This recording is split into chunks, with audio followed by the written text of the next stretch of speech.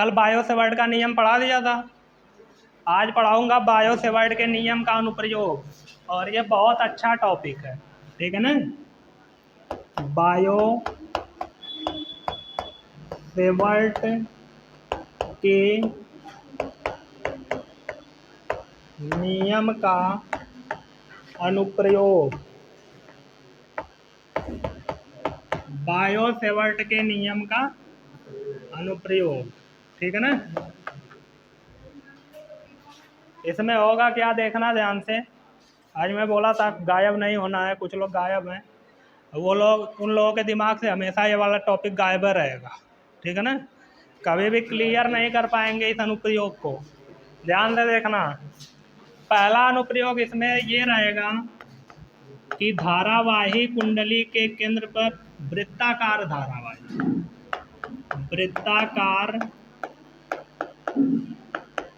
धारावाही कुंडली के केंद्र पर चुंबकीय क्षेत्र, क्या निकालना है हमको, चुंबकीय क्षेत्र। किस पे निकालना है, धारावाही कुंडली के केंद्र पर हमको क्या निकालना है, किसके नियम द्वारा, बायो सेवर्ट के नियम द्वारा धारावाही कुंडली के केंद्र पर क्या निकालना है, चुंबकीय क्षेत्र। तो सबको पता है कि बायो सेवर्ट का नियम क्या होता है, ठीक है ना। अच्छा, मैं बोला था उसमें मात्रक उत्रक भी निकलवाने के लिए, कल बोला था ना। चलो अब हेडिंग डाल दिया तो इसको करवा ही देते हैं, उसको अलग से बता देंगे, ठीक है ना। परसों संडे है, परसों बता देंगे, उसको बता देंगे, फिर आगे पढ़ाएंगे। अब इसको हेडिंग डाल दिया गया तो इसको पढ़ लो पूरा। वही म्यू नॉट के बारे में बताना था, उसकी बीमा क्या होती है, बीमी सूत्र क्या होता है, उसका मात्रक क्या होता है, ठीक है ना, और कुछ नहीं बताना था ज़्यादा। तो वो निकाल लोगे चाहोगे तो, अपने से फार्मूले में ही दिया है ना, फार्मूले के बेस पे मात्रक नहीं निकाल पाओगे, निकाल लोगे। चलो अगर नहीं भी निकाल पाओगे तो हमसे पूछ लेना, बता देंगे। बाकी ये हेडिंग देखो, बायो सेवर्ट के नियम के अनुप्रयोग में पहला जो अनुप्रयोग है वो किस काम आता है, वो आता है वृत्ताकार धारावाही कुंडली के केंद्र पर चुंबकीय क्षेत्र की तीव्रता निकालने के, ठीक है ना। तो एक वृत्ताकार धारावाही कुंडली लेंगे हम लोग, एक वृत्ताकार धारावाही क्या लेंगे, कुंडली। एक ये वृत्ताकार धारावाही क्या है, कुंडली है, ठीक है ना। ये एक वृत्ताकार धारावाही कुंडली है। अब कहोगे आई का बना है, तो ये एक जाके प्लस टर्मिनल में जुड़ेगा और एक जाके माइनस टर्मिनल में जुड़ेगा, जिससे धारा इसमें बहेगी, ठीक है ना।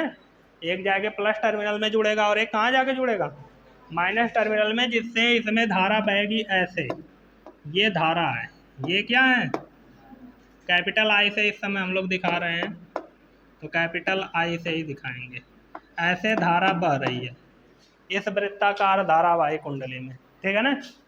ऐसे धारा बह रही है इस वृत्ताकार धारावाही कुंडली में।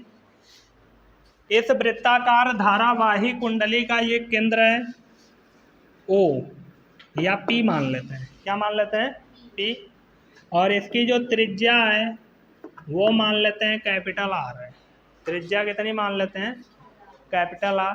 तो इस कैपिटल आर त्रिज्या वाले वृत्ताकार धारावाही कुंडली के केंद्र पर हमको क्या ज्ञात करनी है, चुंबकीय क्षेत्र की तीव्रता, या चुंबकीय क्षेत्र केवल बोल सकते हो, ठीक है ना। जैसे विद्युत क्षेत्र की तीव्रता को केवल विद्युत क्षेत्र नहीं बोलते थे, उसी तरह चुंबकीय क्षेत्र की तीव्रता बोलो या चुंबकीय क्षेत्र बोलो, दोनों में बात एक ही है, ठीक है ना। हमको बी निकालना है, क्या निकालना है, बी निकालना है। तो इसके केंद्र पर हमको बी निकालना है, हमको यूज किसका करना है, बायो सेवर्ट के नियम। तो यूज अभी करेंगे, पहले मैं चित्र के बारे में थोड़ा सा लिख देता हूँ। चित्र में हमने क्या किया है, एक कैपिटल आर त्रिज्या का वृत्ताकार धारावाही कुंडली लिया है, जिसमें ऐसे ऐसे धारा बह रही है। तब ऐसे ऐसे धारा बह रही है तो लिखोगे नहीं, तो इस धारा की दिशा बताओ कैसे लिखोगे, घड़ी की सुई की दिशा में।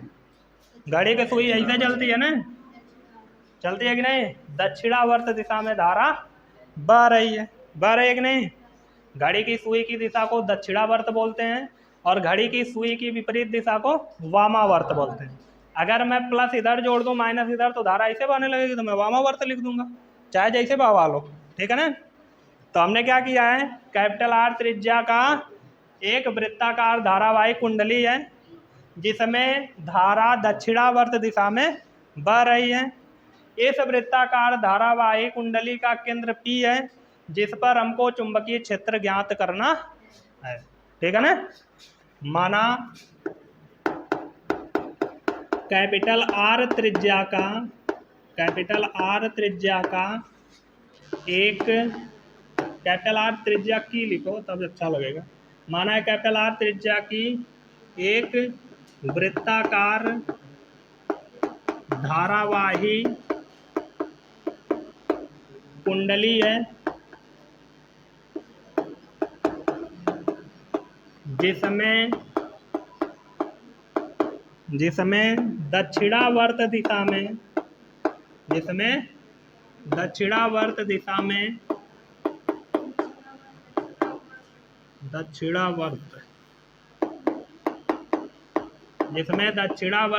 में धारा प्रवाहित हो रही है।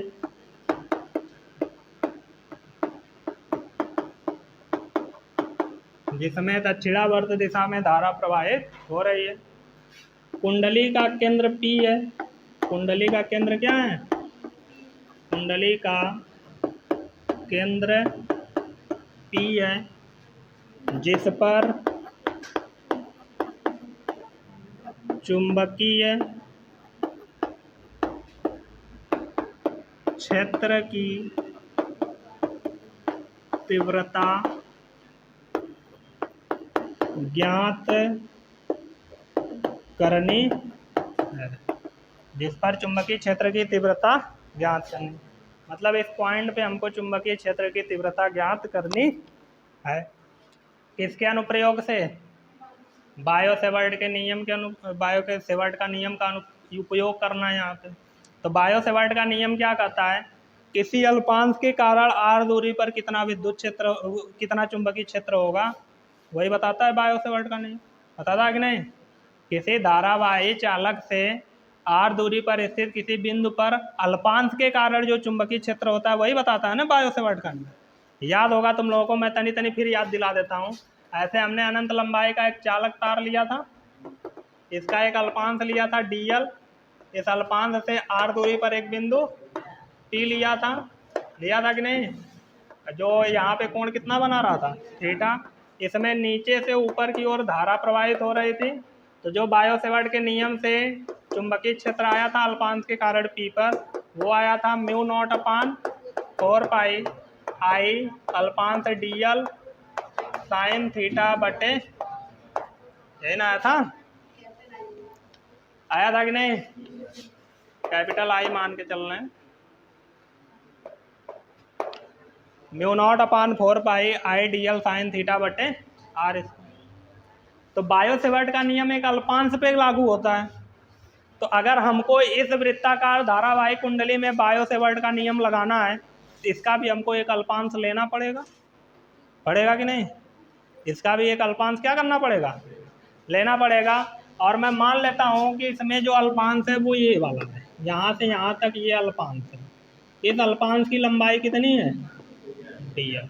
इस अल्पांश की लंबाई कितनी है, यहाँ से यहाँ तक dl।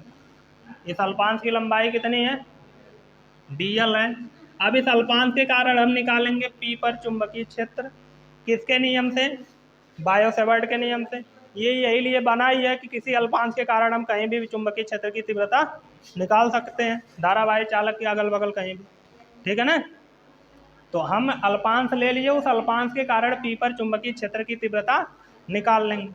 चुंबकीय क्षेत्र की तीव्रता निकालने के बाद, अल्पांश के कारण निकालने के बाद हम उसी का क्या कर देंगे, समाकलन।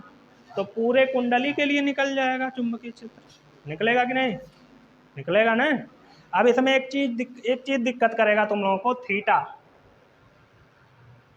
और ये एक सदिश राशि है, ये कैसी राशि है, सदिश राशि है। तो इसकी भी कोई न कोई डायरेक्शन होगी, इसकी डायरेक्शन भी निकालना अभी मैं कल नहीं बताया था। मैं हड़बड़ा के चालू कर दिया, लेकिन मुझे कल का अभी बहुत कुछ बताना है इसमें, ठीक है ना। अब इसको रोक के रखो, मैं बताऊंगा अलग से टाइम निकाल के।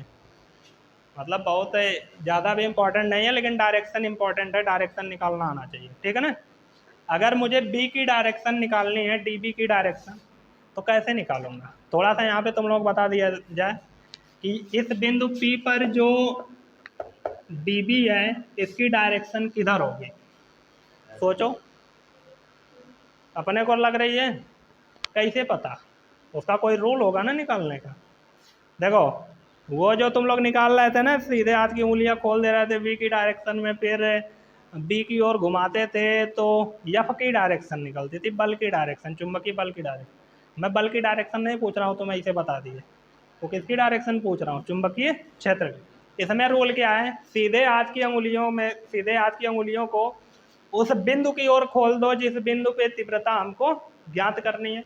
तो सीधे हाथ की अंगुलियों को मैं उस बिंदु की ओर खोल दिया, देखो ऐसे खोला उन्हें, फुहारा बिंदु है ना, ऐसे खोल दिया। अंगूठे को कर लो धारा की दिशा में, तो अगर मैं ऐसे खोल के रखा हूं तो अंगूठा धारा की दिशा में होगा, ऐसे करना पड़ेगा ना। अब अंगूठा किस दिशा में है, और अंगुलियां उस बिंदु की ओर है जिस बिंदु पर हमको चुंबकीय क्षेत्र की तीव्रता ज्ञात करनी है। अब ये हथेली है, जिस डायरेक्शन में ये हथेली बताएगी कि चुंबकीय क्षेत्र की दिशा क्या होगी। मैंने सीधे हाथ की अंगुलियों को पी की ओर खोल दिया, अंगूठे को धारा की दिशा में रखा है, हथेली मेरी किधर है, अंदर की ओर है। तो इसका मतलब यहाँ पे बी की डायरेक्शन कैसी होगी, बोर्ड के तल के लंबवत, क्रॉस से दिखाते हैं कि नहीं, समझ में आई बात। तो अगर हमको यहाँ पे बिंदु P पर चुंबकीय क्षेत्र की तीव्रता चुंबकीय क्षेत्र की तीव्रता की डायरेक्शन ज्ञात करनी अल्पांश के कारण, तो क्या हो, किधर होगी बताओ, इस पे डीबी की डायरेक्शन किधर होगी, इस पे जो भी अल्पांश के कारण चुंबकीय क्षेत्र की तीव्रता होगी उसकी डायरेक्शन किधर होगी। सीधे हाथ की उंगलियों को उस बिंदु की ओर खोल दो जिस बिंदु पर चुंबकीय क्षेत्र की तीव्रता ज्ञात करनी, अंगूठे को उस दिशा में रखो जिस दिशा में धारा प्रवाहित हो रही है, ठीक है ना। तो अगर यहाँ पे चेक किया जाए तो धारा ऐसे आ रही है, अंगूठे को ऐसे रख देते हैं और चुंबकीय क्षेत्र की ओर पी की ओर हमने सीधे हाथ की उंगलियों को खोल दिया। अब हथेली किधर जा रही है, अभी भी डायरेक्शन किधर है, बोर्ड के तल के लंबवत अंदर की ओर, ये ना डायरेक्शन होती है, दिखाने का तरीका इन है, ठीक है ना। अब मैं डायरेक्शन वेक्शन इसलिए बता रहा हूँ क्योंकि आगे हमको यूज लेना है, यहाँ भी यूज नहीं है उतना। अब मैं बायो सेवर्ट का नियम लगाने जा रहा हूँ, ठीक है ना। अच्छा, थीटा क्या होता है जानते हैं, जो कल बताया गया है थीटा के बारे में। थीटा जो है वो बिंदु P को मिलाने, अल्पांश से बिंदु P को मिलाने वाली रेखा और अल्पांश के बीच का कोण। तो यहाँ ये रहा अल्पांश, ये रहा अल्पांश, और ये रही वो रेखा जो अल्पांश को बिंदु P से मिला रही है। तो यहाँ पे कोण बनेगा, और यहाँ पे हमेशा कोण कितने अंश का बनता है, 90 अंश का। केंद्र से परिधि पर हमेशा कोई लाइन खींचते हैं तो एंगल कितना बनता है, 90 अंश का। तो अगर मैं यहाँ पे बायो सेवर्ट का नियम लगाऊं, बायो सेवर्ट के नियम से अल्पांश dl के कारण केंद्र, अल्पांश dl के कारण केंद्र P पर चुंबकीय क्षेत्र, क्या, चुंबकीय क्षेत्र dB होगा, क्योंकि अल्पांश ले रहे हैं तो ये भी कम में होगा ना। तो dB बराबर क्या हो जाएगा, μ0/4 पाई I dl साइन थीटा बटे r²। अब चूंकि यहाँ थीटा बराबर क्या है, थीटा बराबर क्या है यहाँ पे 90 अंश, और यहाँ कैपिटल R हमको लेना होगा क्योंकि हमने यहाँ पे त्रिज्या कितना लिया है, ठीक है ना। थीटा 90 अंश क्यों है, क्योंकि ये जो त्रिज्या होती है वो परिधि पर हमेशा लंब होती है, पता होगा तुम लोग, ये त्रिज्या ही है ना, और अल्पांश परिधि पे है, तो एंगल कितना आ गया। तो यहाँ पे 90 डिग्री रखोगे तो इसका मान 1 हो जाएगा, तो dB बराबर क्या आ जाएगा, dB बराबर आ जाएगा mu naught upon 4 pi I dl upon R square, हाँ कैपिटल आर स्क्वायर, समीकरण नंबर 1। बोलो कोई दिक्कत लग रही है? बहुत छोटा सा चीज़ है, कुछ है नहीं खास इसमें। हमने dB निकाल लिया, अब मैं क्या बोला था, समाकलन करना है, पूरे का निकल जाएगा, ठीक है ना। तो हमने बायो सेवर्ट के नियम से अल्पांश से dl के कारण बिंदु P पर हमने चुंबकीय क्षेत्र की तीव्रता निकाल लिया। अब क्या करेंगे, अब वृत्ताकार धारा वाही कुंडली के कारण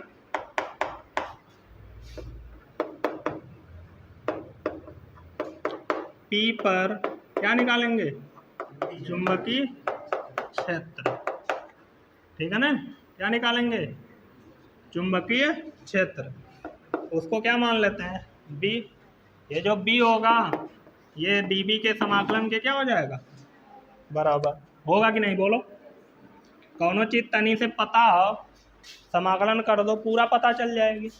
तो मुझे तनी से पता है तो मैं उसी का समाकलन करूंगा तो मुझे पूरा B पता चल जाएगा, चलेगा कि नहीं, ठीक है ना। समझ में आई ये लाइन मैं क्यों लिखा, तनी से निकाल चुका हूँ। अब तनी से जब कौनो चीज़ पता चल जाती है ना तो हम उसको पूरा निकालने के लिए क्या करते हैं, समाकलन। ये दिमाग में बैठा लो, कई बार यूज होने वाला है आगे, ठीक है ना। कोई चीज़ थोड़ा सा पता है, समाकलन करो, पूरा निकल जाएगी। तो मुझे थोड़ा सा पता था dB अल्पांश के कारण चुंबकीय क्षेत्र, अब मैं उसका समाकलन कर रहा हूँ तो मुझे पूरा पता चल जाएगा कुंडली के कारण चुंबकीय क्षेत्र। समझ में आई बात। तो समीकरण 1 से यहाँ पे क्या हो जाएगा, B बराबर integral of dB mu naught upon 4 pi I dl upon capital R square. dl d के साथ जो होता है उसी को अंदर रखते हैं, d के साथ यल है, अगर इसमें कहीं यल है तो उसको रोको, बाकी सबको क्या कर दो, बाहर। तो B बराबर आ जाएगा mu naught upon 4 pi I बटे आर स्क्वायर, ये सब बाहर आ गया ना, कहीं यल है ही नहीं, अंदर बचा क्या खाली dl। अब dl बराबर हम लोग क्या रख लेंगे,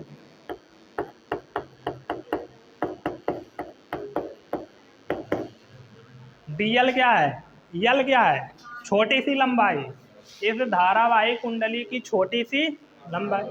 समाकलन करेंगे तो ये समाकलन ही होने वाला है ना इसका, समाकलन करेंगे तो क्या निकलेगा, पूरी लंबाई, और पूरी लंबाई इसकी परिधि ही कहलाएगी ना, और परिधि होती है 2 पाई, एक आर से एक आर खत्म, 2 से 2 2 जा 4, पाई से पाई खत्म। तो यहाँ पे क्या आ गया, D बराबर म्यू नॉट आई बटे 2, एक तो आर बचा है, और कुछ बचा है, बस यही फार्मूला होता है, mu naught I upon 2 R. बोलो कोई दिक्कत लगी इसमें, नॉर्मल लगा है कि नहीं डेरिवेशन, बायो सेवर्ट का नियम लगा है, थीटा 90 अंश रखे, हुए लिया समाकलन कर दिए, समाकलन में कौन बहुत बड़ा समाकलन किया है, कुल कांस्टेंट था बाहर निकाल दिए, ये dl बचा, dl 2 पाई आर होता है, हो गया काम खत्म, हो गया कि नहीं। आई 5-6 लाइन बड़ी नहीं लग रही, कहा हो, एक वृत्ताकार धारावाही कुंडली जो त्रिज्या कैपिटल आर है, ठीक है ना। अब उसमें धारा बहवा दिए किस दिशा में, दक्षिणावर्त, तो लिख दिए जिसमें दक्षिणावर्त दिशा में धारा प्रवाहित हो रही है, और इस वृत्ताकार धारावाही कुंडली का केंद्र P है जिस पर हमको क्या ज्ञात करना है, तो उसकी दिशा जो है dB की जो दिशा है वो बाहर की ओर हो जाएगी। रूल सब यही है, थीटा तब भी 90 रहेगा, अब भी 90 है, ठीक है ना। हाँ ये खुला है, तो खुला नहीं है, ये कंप्लीट है परिपथ, यहाँ बैटरी से इसको ले जाके जोड़ा गया है, ठीक है ना। इसको कहाँ ले जाके जोड़ा गया, अगर कन्फ्यूजन हो रही है तो लो मैं इसको ढंग से बना देता हूँ, बैटरी जोड़ के दिखा देता हूँ। अब खुश हो गए, अरे अंदर कुछ चीज़ें लगी होंगी, शॉर्ट नहीं करेगा वो, ठीक है ना, अंदर कोई प्रतिरोध लगा होगा, मतलब कुछ बल्ब वल्ब लगा होगा, वो आगे है, उसमें चुंबकीय प्रेरण होता है, वो सब आगे पढ़ाऊंगा। हाँ है, ये मिटा देता हूँ, ये कल का पढ़ाया हूँ।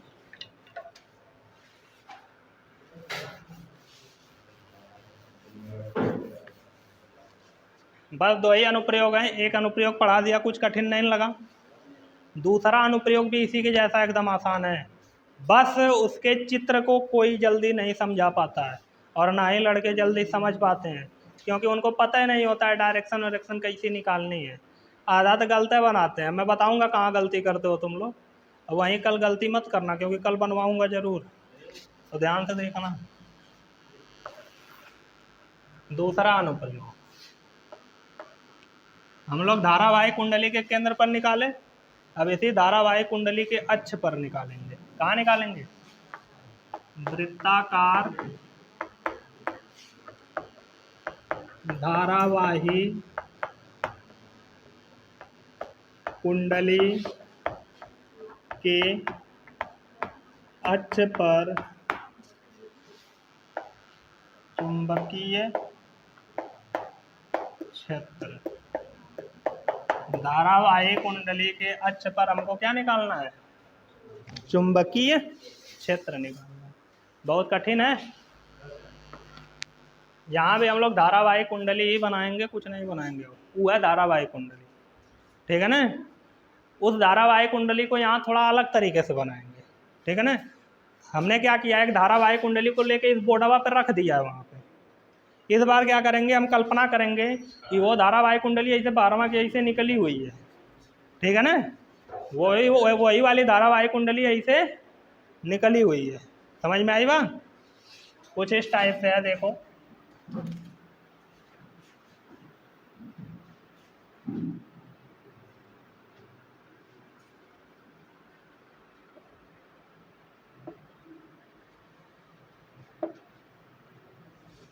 ये जो वृत्ताकार वही वाली कुंडली है, बस इसको ऐसे बनाया गया है बाहर की ओर, ठीक है ना।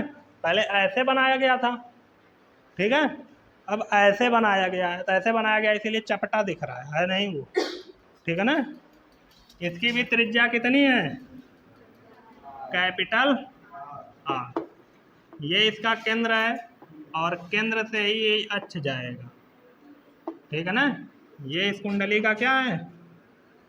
अक्ष है। यही इस वृत्ताकार धारावाही कुंडली का क्या है? अक्ष। मतलब एक वृत्ताकार धारावाही कुंडली लो, उसके केंद्र से एक लाइन खींच दो तो वो उसका क्या कहलाने लगेगा? अक्ष, ठीक है ना। यही क्या है? कुंडली का अक्ष है। आई बात समझ में? इसी कुंडली के अक्ष पर कहीं तुमको क्या निकालना है? चुंबकीय क्षेत्र। तो जहाँ चुंबकीय क्षेत्र निकालना होता है उसको क्या मानते हैं? पी। तो इस पे भी हम लोग कहीं पी मान लेते हैं, यहाँ पे पी है, ये पॉइंट का नाम क्या है? पी। और इसी पॉइंट पी पर हमको क्या निकालना है? चुंबकीय। तनी मैं झीन कर लिख रहा हूँ क्योंकि यहीं पे ज़्यादा खेला होता है, ठीक है ना। पी है, उसी बिंदु पी पर हमको क्या ज्ञात करना है? चुंबकीय क्षेत्र की तीव्रता। अब देखो आई जोन चीज़ें लिखा हूँ यहाँ दोबारा मैं नहीं लिखने वाला हूँ। इसमें भी क्या लिखना है? इसमें पहले धारा बहवा देते हैं। धारा कैसे बहवाना चाहते हो? ऐसे ऐसे बहवाना, धारा ऐसे ऐसे बहवाना चाहते हो कि ऐसे ऐसे बहवाना चाहते हो? जैसे उसमें बह रही वैसे बहवा लो, या फिर उसको उल्टा भी बहवा लो, जैसे चाहो वैसे। जैसे उसमें बह रही वैसे बहवाओगे? चलो तब ऐसे धारा बह रही है। धारा कैसे बह रही है? ऐसे धारा बह रही है, ठीक है ना। ये धारा की दिशा, ठीक है। तो वही लिखना है जैसे इसमें लिखा गया है। माना कैपिटल आर त्रिज्या की एक वृत्ताकार धारावाही कुंडली है, सेम वही चीज़ है। कैपिटल आर त्रिज्या की एक धारावाही वृत्ताकार कुंडली है जिसमें धारा दक्षिणावर्त दिशा में प्रवाहित हो रही है। कुंडली का केंद्र ओ है। कुंडली का केंद्र इस बार कौन है? ओ। और इस केंद्र ओ से स्मॉल कैपिटल आर, इसको यक्स मान लेते हैं, स्मॉल यक्स दूरी पर एक बिंदु पी है कुंडली के अक्ष पर, जिस पर हमको क्या ज्ञात करना है?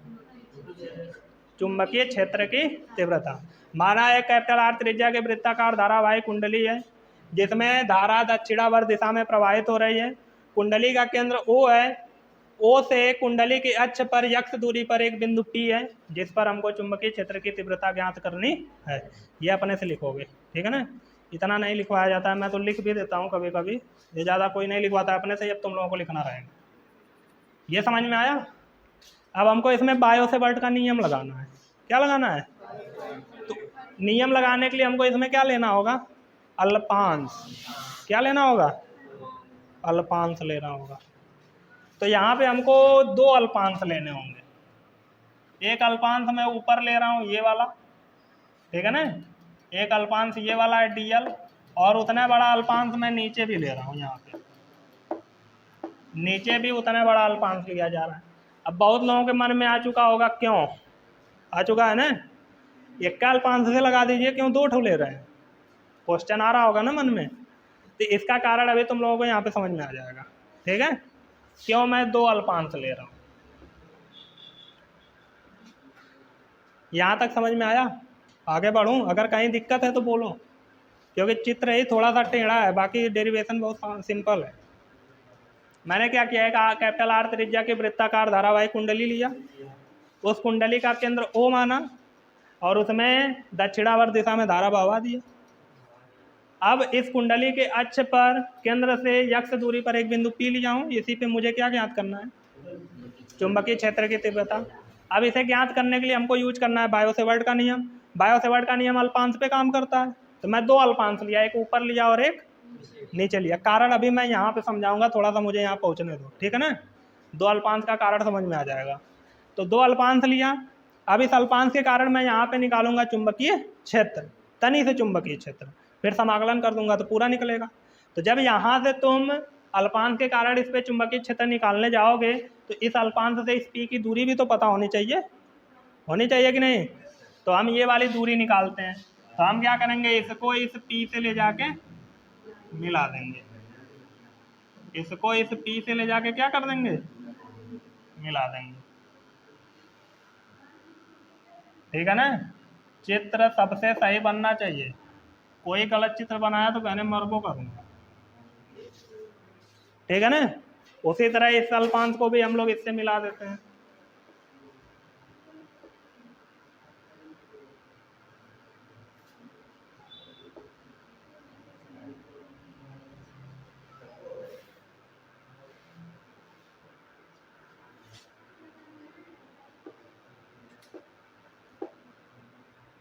ठीक है, बोलो कोई दिक्कत? अब ये दूरी पता होगी तभी ना बायो सेवर्ट का नियम लगेगा, क्योंकि अल्पांश से जो दूरी थी बायो सेवर्ट के नियम में स्मॉल r, वो पता होनी चाहिए ना। तो ये दूरी निकाल लेते हैं। ये एक समकोण त्रिभुज नहीं दिख रहा है? दिख रहा है कि नहीं? अगर मैं इसका A नाम रख दूं और इसका नाम क्या रख दूं, B, ऊपर लिख देता हूँ, B नहीं C रख देता हूँ। B लिख दूंगा तो कहोगे चुंबकीय क्षेत्र है, ठीक है ना। C लिख देता हूँ। तो अगर मैं त्रिभुज AOP को देखूं तो ये एक समकोण त्रिभुज है। समकोण त्रिभुज में मुझे लंब और आधार पता है, कर्ण निकालना पड़ेगा। कर्ण निकालने के लिए हम कौन सी प्रमेय लगाएंगे, पाइथागोरस प्रमेय। लंबाई निकल जाएगी, और जितनी लंबाई वो होगी उतनी लंबाई ये भी होगी कि नहीं। तो मैं लंबाई आराम से निकाल सकता हूँ, तो निकाल देते हैं। त्रिभुज AOP में, ठीक है ना, क्या हो जाएगा, AP स्क्वायर बराबर लंब का स्क्वायर प्लस आधार का स्क्वायर, और स्क्वायर हटाएंगे तो क्या लग जाएगी, ठीक है ना। तो मैं इसको लिख सकता हूँ करड़ी में r का स्क्वायर प्लस, जैसे ये है वैसे ये भी है, r का स्क्वायर प्लस, इसकी भी त्रिज्या r है और आधार यक्ष, वही चीज आएगी ना। कोई दिक्कत इसमें? लिखो को मत समझो, अभी हमने चालू होने जा रहा है। अब हमको P पर चुंबकीय क्षेत्र निकालना है बायो सेवर्ट के नियम से, ठीक है ना। तो पहले हम लोग उसकी डायरेक्शन निकालते हैं, जो बायो सेवर्ट के नियम से जो भी चुंबकीय क्षेत्र का मान आएगा, हम पहले उसकी क्या निकालते हैं, डायरेक्शन। तो डायरेक्शन निकालने का तरीका अभी तुरंत ही बताया हूँ। कि जिस बिंदु पर तुमको चुंबकीय क्षेत्र निकालना है उस बिंदु की ओर सीधे हाथ की उंगलियों को खोल दो और अंगूठे को उस दिशा में रखो जिस दिशा में धारा प्रवाहित हो रही है। हथेली बताएगी चुंबकीय क्षेत्र की दिशा। ये रहा सीधा हाथ, इस सीधे हाथ को इसकी ओर खोल देना है और अंगूठे को रखना है धारा की दिशा। अब धारा की दिशा समझो, पी तो हमको दिख रहा है, इसे खोलना है सीधे हाथ की उंगलियों को। धारा किधर है? धारा ऐसे ऐसे बह रही है। धारा कैसे कैसे बह रही है? ऐसे ऐसे धारा बह रही है। तो अगर मैं ऐसे ऐसे धारा बह रही है तो पूछूं बताओ ऊपर पे धारा की दिशा किधर है? इधर है। ऊपर वाली पॉइंट पे धारा किस दिशा में है? इधर। और नीचे वाली पॉइंट में धारा कैसे है? इधर। ऐसे ऐसे बह के आएगी तो यार यहाँ पे देखोगे तो यार जा रही होगी ना, और ऐसे घूम के जाएगी यहाँ पहुँचेगी तो यहाँ पे देखोगे तो धारा किधर जा रही होगी। तो इस पॉइंट पे धारा की दिशा अंदर की ओर और इस पॉइंट पे धारा की दिशा, समझ में आ रहा है ना? ऊपर वाली पॉइंट पे धारा की दिशा किधर है और नीचे वाली पॉइंट पे धारा की दिशा बाहर की ओर है। तो अगर मैं ऐसे सीधे हाथ की उंगलियों को खोलूं तो क्या मेरी उंगलियां ये धारा की दिशा में है? मुझे ऐसे खोलना पड़ेगा। अब धारा की दिशा में है कि नहीं? उधर पी है और इधर क्या है? अंदर की ओर धारा। हथेली बता रही है नीचे इसकी डायरेक्शन होगी। अब देखो यहीं पे हम लोग धारा उल्टे डायरेक्शन में ले रही है, मैं भी उसको सही करूँगा। यहाँ पे दिक्कत होगी, क्या होगी कि हम लोगों का जो चुंबकीय क्षेत्र की दिशा आ रही है वो इस तरफ आ रही है। आ रही है कि नहीं? इससे भी हो सकता है लेकिन और ज़्यादा इसी में गो जाने लगेगा, चित्र गड़बड़ लगने लगेगा, बुक वाला चित्र नहीं मिलेगा तुम लोगों को, ठीक है ना? धारा की दिशा के हिसाब से अगर हम चलें तो चुंबकीय क्षेत्र की दिशा किधर आ रही है? ऐसे आ रही है। आ रही है कि नहीं? ठीक है ना? अब मैं ऐसे इसी में गोजना नहीं चाहता, मैं सोच रहा हूँ इधर आए इधर आए, ठीक है? तो मैं धारा की दिशा को क्या कर देता हूँ?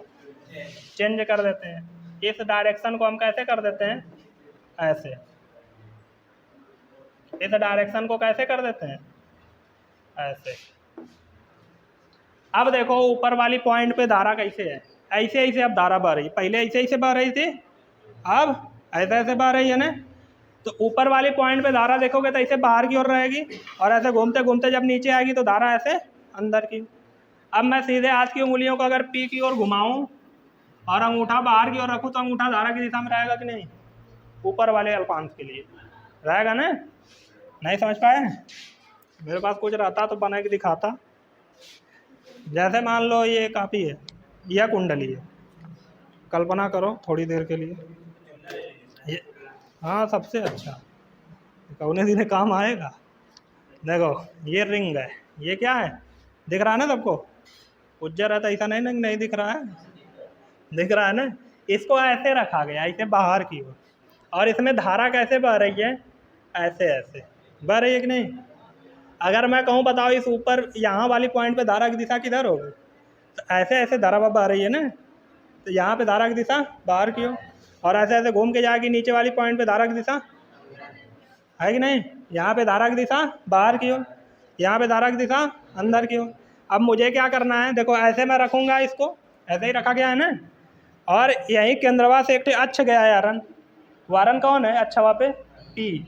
तो उस अक्ष की ओर, उस अक्ष पे जो बिंदु पी है उसकी ओर सीधे हाथ की उंगलियों खोलूंगा। अब ऐसे सीधे नहीं रखूंगा, तिरछे गया है ना लाइनियाँ, देखो तिरछे हमको देखना है ना, पी है तो ऐसे रखा तिरछे, अंगूठा बाहर की ओर रखा हूँ, तो चुंबकीय क्षेत्र कौन बताएगा? हथेली। हथेली के लंबवत चुंबकीय क्षेत्र रहेगा। तो बताओ अगर मैं यहाँ पे लंबवत लाइन खींचना चाहूँ, ठीक है ना? कहाँ रखा लिखने? यहाँ पे अगर मैं लंबवत लाइन खींचना चाहूँ तो कैसे खींचूंगा? इसे हैं ऐसे लंबवत होना चाहिए ना इस तिरछे वाले के। अगर ये तिरछे है तो लाइनियाँ ये लंबवत वाली भी कैसे रहेगी कि नहीं? रहेगी ना? ये लाइन कैसे रहेगी? और उस अल्पांश के कारण जो चुंबकीय क्षेत्र है dB वो इस डायरेक्शन में है। बोलो कोई दिक्कत? अब देखो गलती क्या होती है, पहले इसको, इसका वाला कहाँ आएगा? यहाँ पे धारा की दिशा किधर की है? अंदर की ओर। तो ऐसे खोलूंगा, अंगूठा अंदर की ओर है और पी की ओर सीधे हाथ की उंगलियां हैं, हथेली ऐसे नीचे की ओर है। तो यहाँ पे चुंबकीय क्षेत्र की दिशा इसके लंबवत ऐसे आएगी। आएगी कि नहीं? आएगी ना जी? लंबवत, इसके लंबवत। इधर आएगी कि नहीं, और वह अल्पांश है तो चुंबकीय क्षेत्र वो उतना रही। बोलो कोई दिक्कत। अब मैं तुम लोगों को गलती बताता हूँ, गलती कहाँ करते हो। जब तुम चित्र देखोगे ना बना बनाया, तुमको कोई नहीं समझाएगा चित्र के बारे में, तो तुमको लगता है ये लाइनियाँ हाई वाली लाइनियाँ इसे सीधे जाएगी, एक अगवा बढ़ा दिया गया है, और ये वाली लाइन तुमको लगता है इसको आगे बढ़ा दिया गया है। समझ में आई बात। लेकिन वैसा कुछ है नहीं। हो भी सकता है लेकिन नहीं भी हो सकता है, ज़्यादा चांस है नहीं होगा। अगर हम इसको बहुत दूर ले लेंगे तो हो सकता है, ज़्यादा चांस हो सकता है कि ये आ जाए इसी पे, या नहीं दूर नहीं पहले लोगे तब। अगर इसी पॉइंट को और पास में ले लो तो हो सकता है कि जो लंबवत लाइन आए वो इसी के सीध में आ जाए, लेकिन हमेशा नहीं होगा। तो कभी मत सोचना कि इसको आगे बढ़ा दिया गया है इस ये वाली लाइन, और इसको आगे बढ़ा दिया गया है ये वाली लाइन। हो सकता है बुक में सीधा दिया हो लेकिन तुमको सीधा नहीं दिखाना।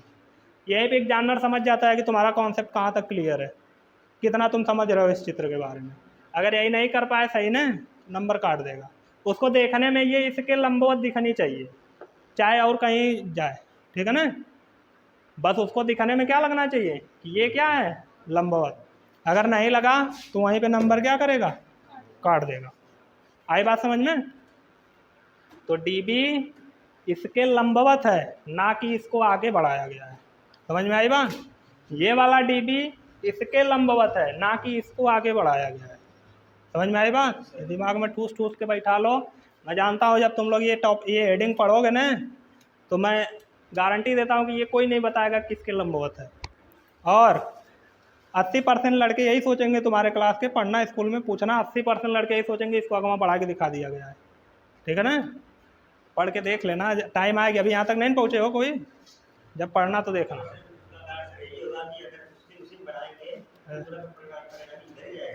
नब्बे पे नहीं ना आएगा, अगर मैं सीधे बढ़ा दूँ तो 90 आंसर आएगा।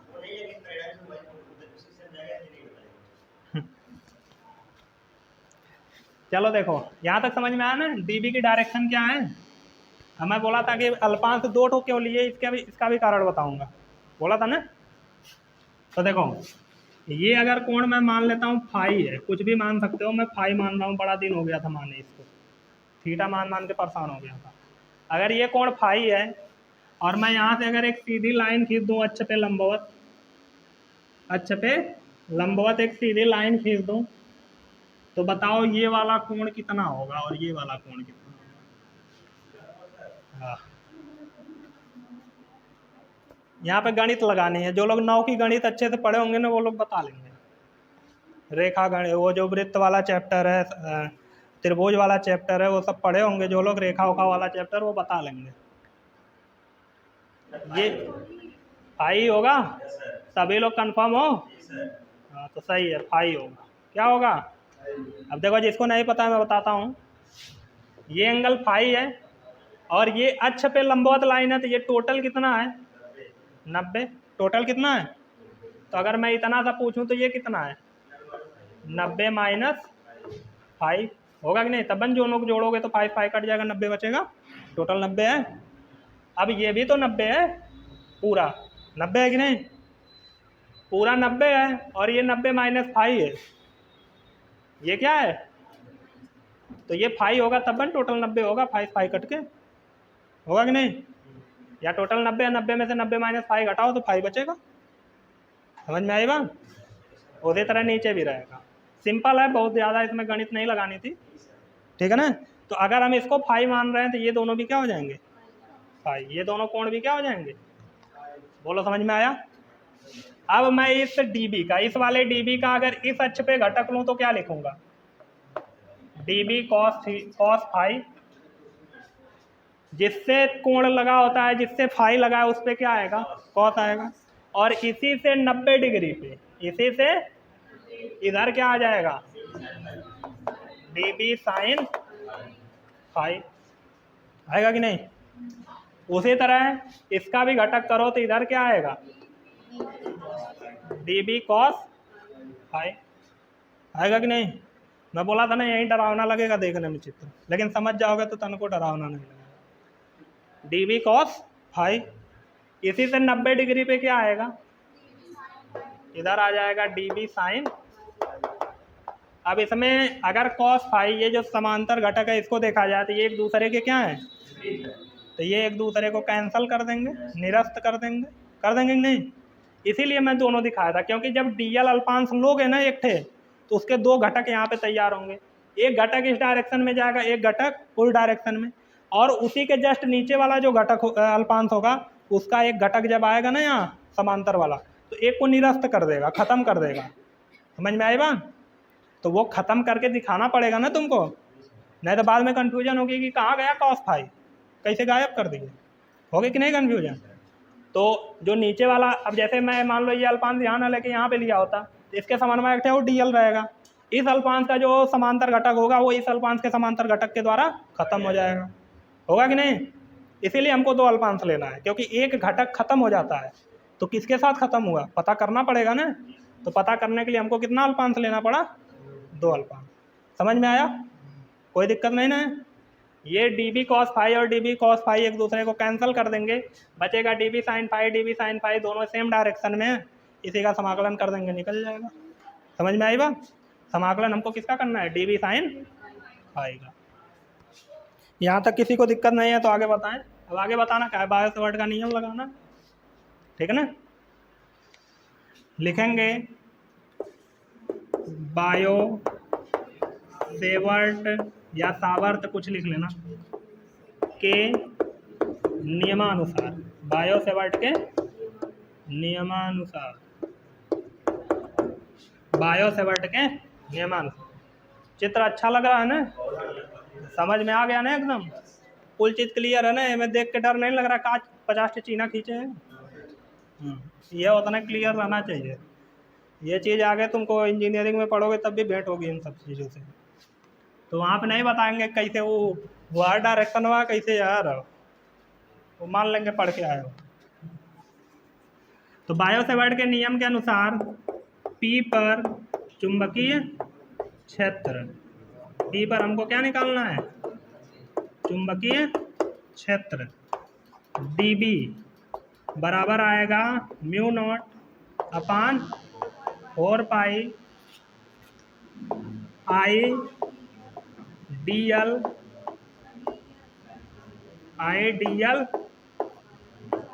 साइन थीटा बटे अभी वो वाला थीटा नहीं ले रहा हूँ मैं, ठीक है ना, ये दूसरा थीटा है। ये कौन थीटा हो, अल्पांश और बिंदु P को अल्पांश से जोड़ने वाली रेखा के बीच का कोण है। क्या फाई वहाँ कोण है, फाई कहीं और बना है ना। ये थीटा कौन है, ये अल्पांश और बिंदु P को मिलाने वाली रेखा के मध्य का कोण है कि नहीं, बटे आर स्क्वायर। आर मतलब अल्पांश से बिंदु P की दूरी, अल्पांश से बिंदु P की दूरी यही निकाल के रखे हैं, करड़ी में आर स्क्वायर प्लस, और आर स्क्वायर होता है तो इसका क्या हो जाएगा, होल स्क्वायर, और जैसे ही होल स्क्वायर करोगे करड़ी हट जाएगी तो डी बी बराबर आ जाएगा mu naught upon 4 pi I D L sine theta बटे आर स्क्वायर प्लस। अब कोई मुझे बताएगा यहाँ पे थीटा का मान कितना है, जो बता दिया मान जाऊंगा वो अच्छे से पढ़ रहा है। हाँ कुछ है नहीं, बहुत सिंपल है, थीटा का मान उसके हिसाब से 90 अंश। और किसी के हिसाब से कुछ आ रहा है 90 अंश, क्या क्लियर हो कैसे 90 अंश, सही बता रहे हो 90 अंश, लेकिन कंफर्म हो कैसे है। देखो अल्पांश कैसे है, अल्पांश ऐसे है कि नहीं, एक कलम दो, अल्पांश कैसे है, अल्पांश ऐसे अंदर बाहर की ओर है ना, और P को मिलाने वाली रेखा कैसे है, ऐसे तिरछे है कि नहीं। तो भले तिरछे है, हमको ऐसे थोड़ा कोणवा देखना है, हमको तो ऐसे वाला देखना है कि नहीं। तो ऐसे भी कितना बन रहा है, बस ऐसे हो गया, दिख नहीं रहा अच्छे से, अभी तो दिख रहा है। तो थीटा कितना है 90 अंश। तो चूंकि थीटा इक्वल टू कितना है, यहाँ 90 रखोगे तो साइन 90 अंश का मान, तो डी बी बराबर आ जाएगा, वेक्टर हटा के मैं लिख रहा हूँ mu naught upon 4 pi I बटे R square plus X square, सही है। बोलो कोई दिक्कत? नहीं दिक्कत है। डीबी का मान निकल गया। अब इसके नीचे लिखना कि बिंदु पी पर, पी देखो मिटा उठा दिया, ये मेरा आ गया, पी है, ठीक है ना, यही बिंदु पी है ना।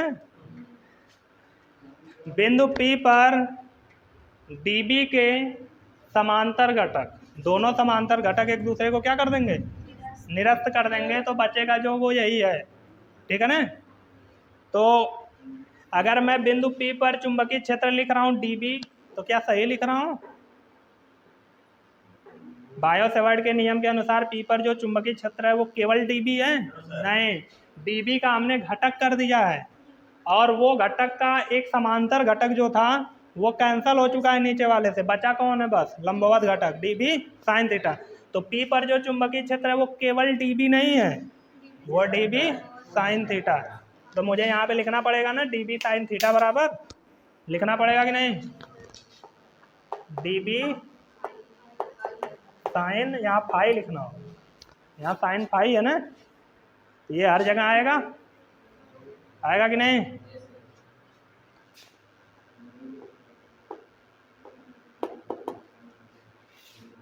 मिटा के तनी अच्छे से लिखता हूँ। हाँ रुक जाओ, जो लिखा था मुझे रहने देना चाहिए था, आगे बढ़ा देना चाहिए था। हाँ,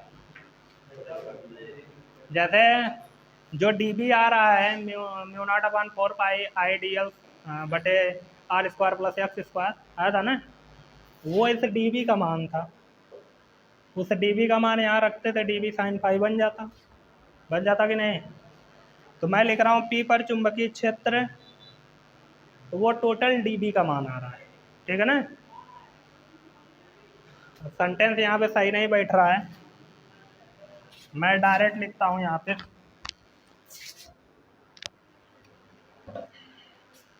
भाई हटा देता हूँ लाइन, ये मुझे डिस्टर्ब कर रही है बार बार।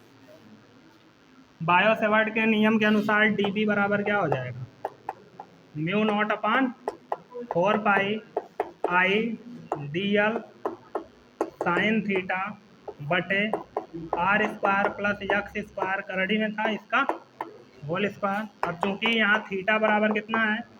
90 डिग्री, तो यहाँ पे बचा हुआ है ना, ये साइन थीटा बस मिटा देता हूँ, ठीक है ना, बाकी कुल तो पड़ा हुआ ही है, ठीक है।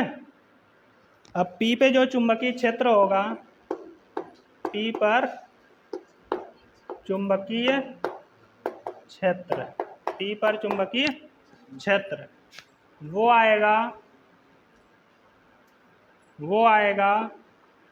डीबी साइन फाई, आएगा कि नहीं?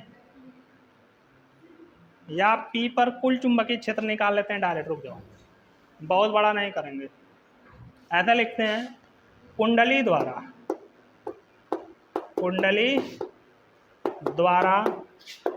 पी पर कुल चुंबकीय क्षेत्र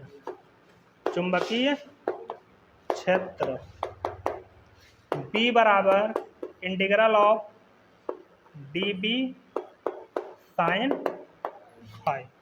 इसी का हमको करना है ना, क्योंकि यही बच रहा है, कॉस वाला तो खत्म। यहाँ से dB की वैल्यू रखो। हाँ, अगर दोनों dB लोगे तो तुम जब dl का मान रखना, समाकलन होगा ना जब ये रखोगे, तो जब dl का मान रखोगे तो तुम पूरी परिधि तब नहीं ले सकते, आधी लोगे, क्योंकि आधा आधा खत्म होता जा रहा है ना, दोनों लेके चलोगे। अगर एक dB साइन थीटा ले रहे हो तो तुमको ज़्यादा सोचना नहीं पड़ेगा, डायरेक्ट 2πr ले लोगे।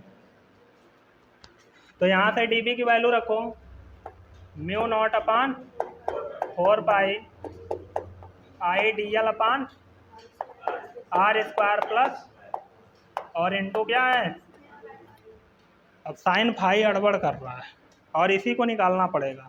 तो समीकरण नंबर 1 को माना हो कहीं, इसको मान लेते हैं समीकरण नंबर 1, और कुछ मिटाना पड़ेगा, नहीं समाकलन भी करना है मजे के। उतना में नहीं हो पाएगा। है ये एक लाइन उतारो, ये एक लाइन, बस ये एक लाइन उतारो। चलो देखो इसके आगे देखो, हमको साइन फाई का मान निकालना है। किसका मान निकालना है? Sine phi. तो फाई ए वाले त्रिभुज में बन रहा है कि नहीं? तो पुनः उसी त्रिभुज को हल करेंगे, त्रिभुज ए ओ पी में। पुनः त्रिभुज ए ओ पी में क्या निकालना है? Sine phi. फार्मूला होता है लंब बटे, तो साइन फाई बराबर लंब कितना है? आर बटे कर्ण कितना है? करड़ी में आर स्क्वायर प्लस, इसको मैं इसे लिख दूं, साइन फाई बराबर आर बटे R square plus X square के पावर 1/2। करड़ी हटा के पावर 1/2 लगा लेते हैं।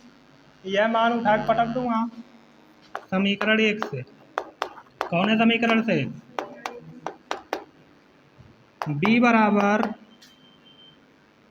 इंटीग्रल ऑफ म्यू नॉट अपान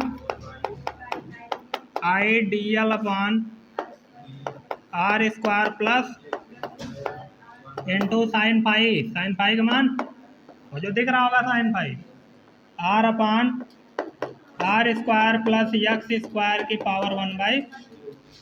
तो अब यहाँ पे सबको पता होगा कि जब आधार बराबर होता है तो घातों को, भाई आधार बराबर है ना, तो 1 और 1/2 जोड़ लेंगे। ये आ जाएगा integral of mu naught upon 4 pi I R D L बटे R square plus X square के पावर, आधा एक जोड़ोगे 1.5 हो जाएगा, 3 बटे, होगा कि नहीं? डी अगर कहीं यल होगा तो उसको रोको, बाकी को लाइन के बाहर। तो बी बराबर mu naught upon 4 pi I R बटे आर स्क्वायर प्लस पावर 3 बटे इंटीग्रल ऑफ डीएल का इंटीग्रल 2 पाई। सारा भाई कुंडली है ना, तो समाकलन करोगे तो इसका क्या हो जाएगा? जैसे अभी हुआ था यार, कहीं डीएल की जगह क्या लिखा हूँ, यहाँ भी वही। तो बी बराबर आ जाएगा mu naught upon 4 pi I R बटे R square plus X square का होल पावर 3/2, और यहाँ पे 2 पाई, तो 2 दूना पाई से पाई भी गया, तो b बराबर आ गया म्यू नॉट, कहाँ आर से आर कट रहा है, आर का आर में गुणा होगा ना, आर स्क्वायर बटे 2 R square plus X square का होल पावर 3/2। है क्या काट रहे थे का? दिमाग में गोबर भरा हुआ है का? बुद्धि ना है जो प्लस है, ऊपर से होल पावर भी हो 3/2, तब वो काट रहे हैं सब। यही होता है फार्मूला,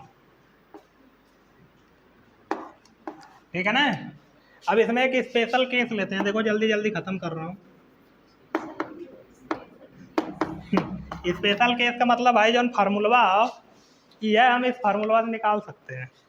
अभी ये गरम गरम सिद्ध किया गया है ना, ताज़ा है कि नहीं? ताज़ा है ना, अभी मिटाया हुआ है जो सिद्ध किया। ये क्या निकाला गया है? धारावाहिक कुंडली के केंद्र पर चुंबकीय क्षेत्र। अगर हमको इस केंद्र पर पहुंचना है तो यक्स को कम करते करते क्या कर दो? 0 कर दो। कहाँ पहुंचा दो? ओ पर, ठीक है ना? यदि यक्स बराबर 0 हो तब केंद्र पर P होगा। तब P कहाँ होगा? केंद्र पर P होगा। तब जो चुंबकीय क्षेत्र की तीव्रता आएगी वहाँ पे हम x बराबर 0 रखेंगे, तो आएगा mu naught I R square बटे 2 आर स्क्वायर प्लस 0 का स्क्वायर पावर 3/, तो b बराबर mu naught I R square बटे 2 आर स्क्वायर का होल पावर 3/2। 2 से 2 मर जाएगा, तो b बराबर आ जाएगा mu naught I R square बटे 2r क्यूब, 2r से 2r गया तो b बराबर ये आ गया ना, जौन बचा हुआ है कुल हो ना। तो इसकी सहायता से हम पहले वाले को भी प्रूफ कर सकते हैं, ठीक है। कभी कभी बोल देता है कि बायो-सेवर्ट के नियम के आधार पर वृत्ताकार धारावाही कुंडली के अक्ष पर चुंबकीय क्षेत्र की तीव्रता ज्ञात करो तथा उसकी सहायता से उसके केंद्र पर चुंबकीय क्षेत्र की तीव्रता ज्ञात करो, ठीक है ना। मतलब इसको ज्ञात करो और इसी का यूज करके x को 0 करके केंद्र पर भी ज्ञात कर लो, ठीक है। समझ गए? अब छापो पूरा।